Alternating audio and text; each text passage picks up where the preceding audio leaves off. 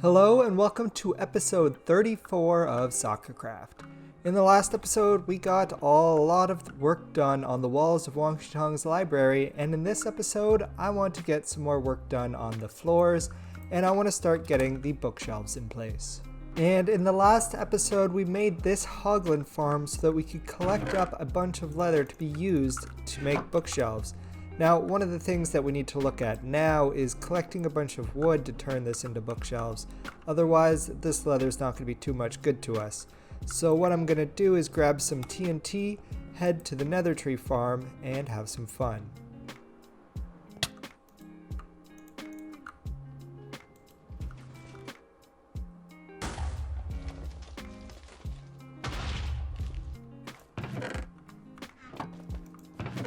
Oh man, I need a more efficient gunpowder farm.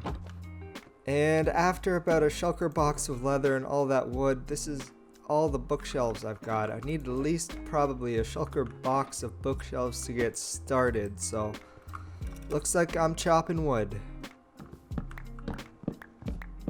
You know what? The leather is not quite cutting it. Let's see what I can get from my villager friends.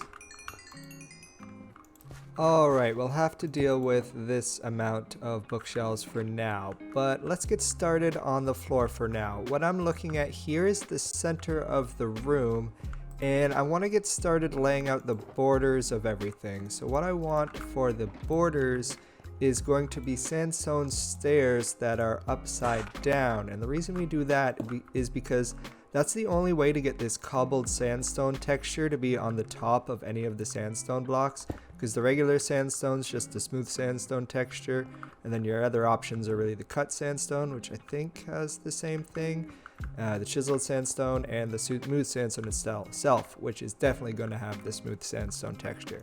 So I'm going to use the sandstone stairs placed upside down, but still kind of trying to make it look like a block so that you can't see it from the outside. So it's going to be kind of like, more like these two here.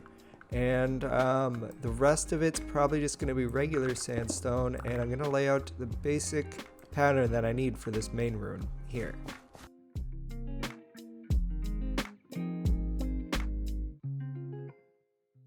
And here's what that looks like down on the floor. So all these edge blocks are stair blocks being placed up against this so that once we break out all these center blocks, it still looks like a full block. And then everything else is just regular sandstone blocks. And it really helps lay out this area, how it's going to look when everything's said and done. But the next thing we need to do is dig out these squares several blocks down, because what I'm going to do is use an effect that makes it look like this keeps going forever, but I'd only have to go probably about 15 to 20 blocks down. So I'm going to go ahead, dig this out, then bring you guys back.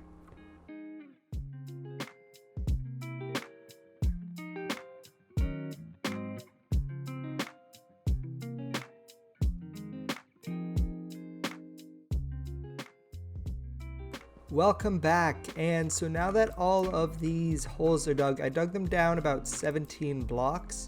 That means I'm going to need a lot of bookshelves, and because I'm running a little low on leather and trading with the villagers isn't very fast, I've gone with some filler blocks. So looms are really great blocks to use as filler blocks in bookcases, and beehives work as well. Let's hop down and I'll show you.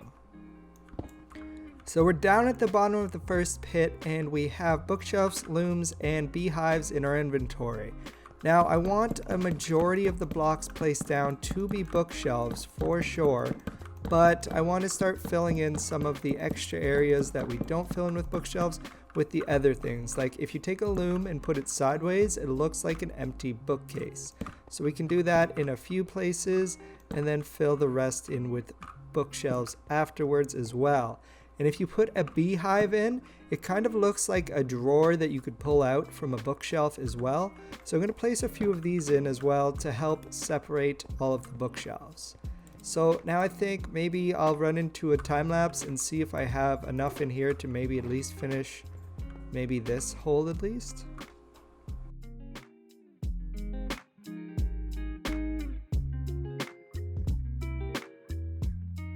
So now that all the bookshelves are down, I want to take a look at the glass effect that you can get by layering up different levels of stained glass but leaving an air block in between.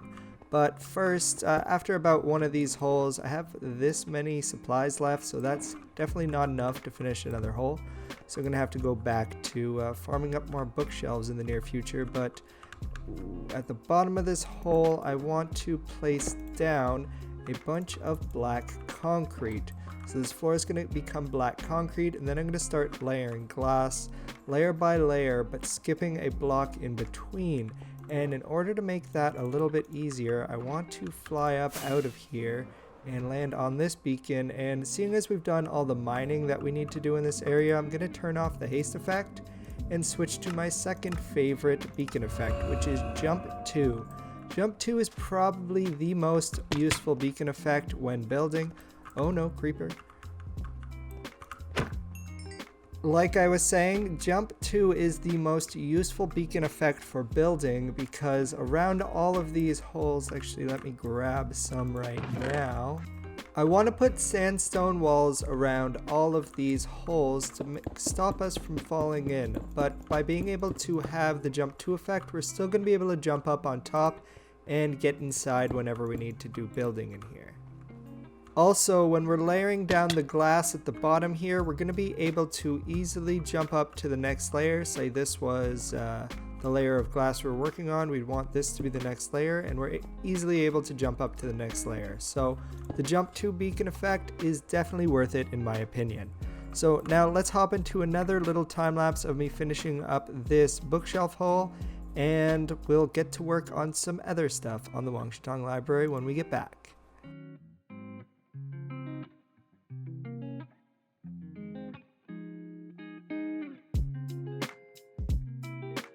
And here we have what this looks like. As you can see, looking down here, it's kind of hard to see where the bookcases end and where the black concrete at the bottom begins.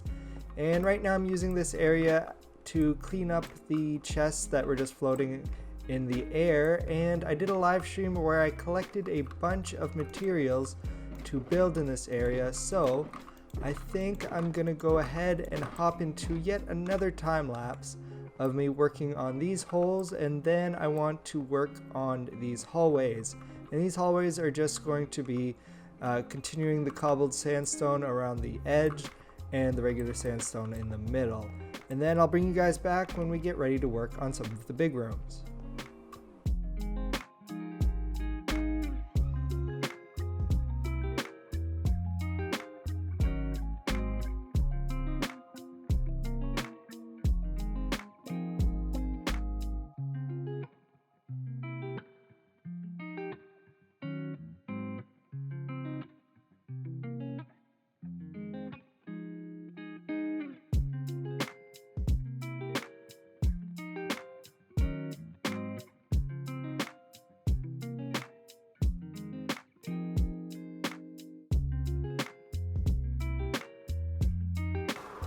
And we have finally finished all of the floors of all of the big rooms in this Wong Shi Tongs Library. And let me tell you, it was a grind. It took about at least an hour per room just to do the floor. So I think in just one of these rooms, probably about 4 hours each. So this, as much as I kind of wanted it to be not a huge build where I had to do a lot of thinking, it still is just an absolute ton of work.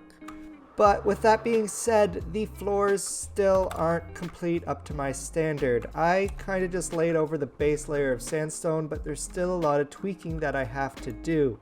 Like in the original design of Wong Shi Tongs Library, I'm going to lower the floor here, but I need to do some measuring first. And when I do my measuring, I like to use carpets. How I do this is I choose 2 colors of carpet. I have blue and gray here, and I lay them out in a back and forth pattern, so it's really easy to see how many blocks that we need to travel.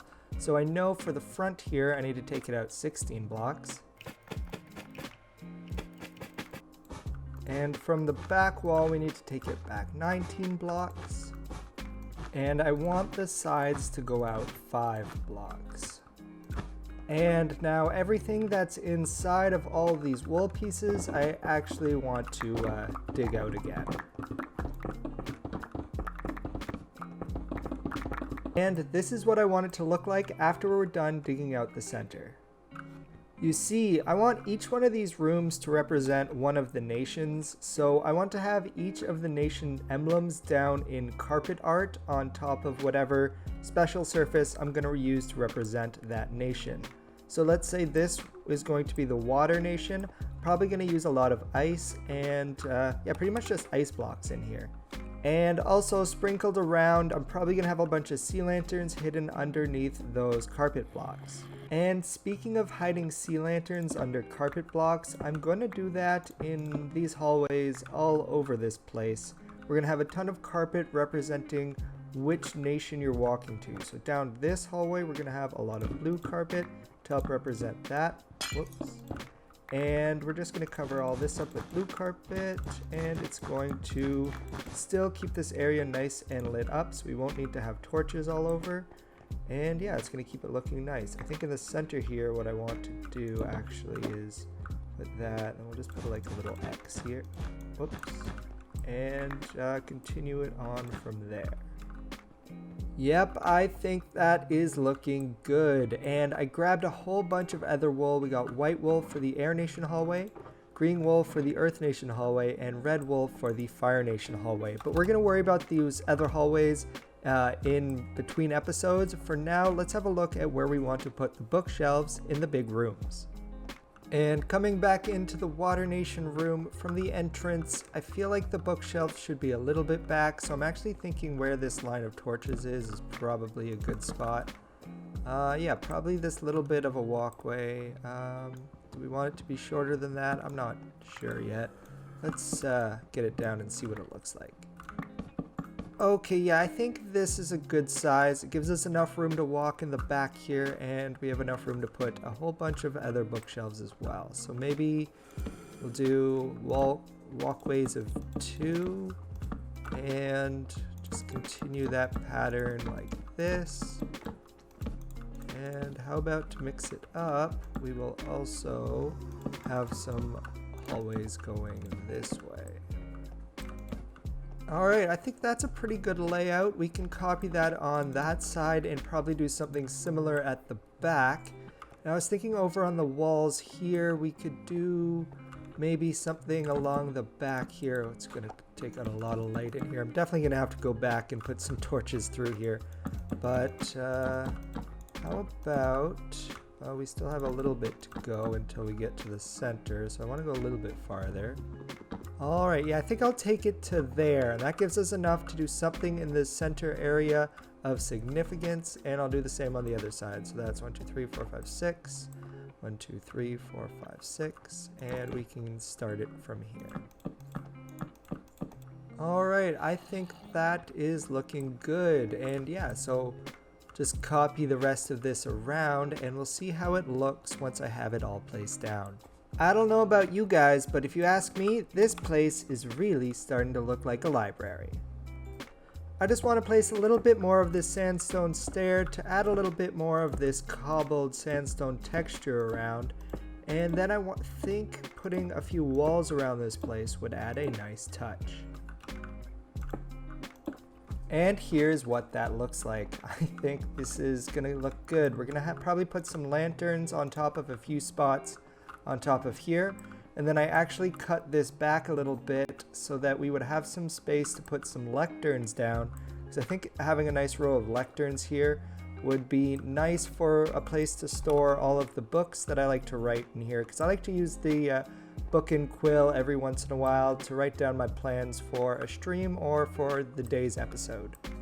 And then to continue talking about how we're going to light this room up, I still want to spam sea lanterns all over, and we're going to use a lot of the carpet to help decorate in these rooms.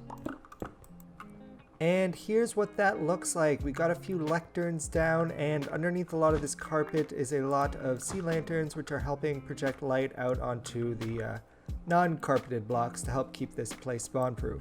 We're also planning to put lanterns down on these walls to help spread light a little bit more, and I kind of just need to continue doing this all around all the bookshelves. I'm planning on having the bookshelves kind of be the source of light in the library, and then in these corners where there's kind of some distance between the wall and the bookshelves, I plan on putting some sort of wall lantern or light or something like that. And then if we come over here in these centerpieces here, I want to fill that in with a window, and I want that window to be looking outside to kind of just a lot of sand, because this place is supposed to be buried. So the way I see it is the only thing you're going to be looking at is a whole lot of sand. I kind of want to put another window at the back or something special back here with all this space, and then another window over there. So we have a lot of work to do still on these rooms, but some of it is going to be left for next episode, and some of it I'm going to finish up in a quick time lapse right now.